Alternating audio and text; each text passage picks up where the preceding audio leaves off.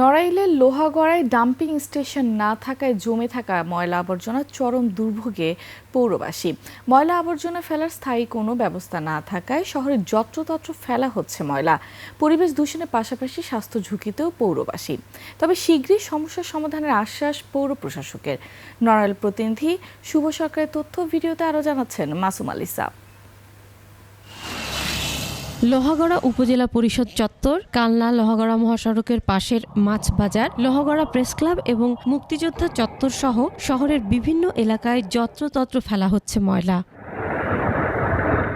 রাস্তার পাশেই জমে থাকা আবর্জনার স্তূপের কারণে ছড়াচ্ছে তীব্র দুর্গন্ধ। 23 বছর পেরিয়ে গেলেও পৌরসভার বাসাবাড়ির ময়লা আবর্জনা ফেলার জন্য কোনো স্থায়ী ব্যবস্থা করা হয়নি। এতে চরম দুর্ভোগ পোহাতে হচ্ছে স্থানীয় বাসিন্দা ও পথচারীদের। যে কোনো সময় যে কোনো বাড়িতে ডায়রিয়ার রোগের উপক্রমণ হচ্ছে, আমরা এটা থেকে মুক্তি চাই। বাজার এবং মাছ বাজার সংলগ্ন এলাকাটি ময়লার বাগানে পরিণত হয়েছে। সেই ময়লা আবর্জনার দুর্গন্ধে পৌরবাসী অতিষ্ঠ। বইলে বোঝানো যাবে না ভাই, এখানে আমরাই থাকি, আমরাই বুঝতে পারছি যে জায়গার অবস্থাটা আসলে কি।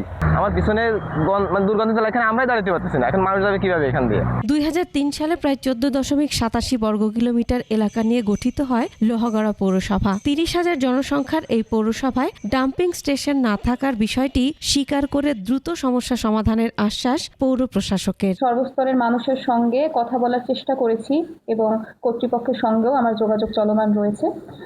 আমি আশা করছি যে সকলের সহায়তায় অচিরেই বিষয়টি সমাধান করা সম্ভব হবে। জনদুর্ভোগ বিবেচনায় দ্রুত ডাম্পিং স্টেশন নির্মাণের দাবি পৌরবাসীর।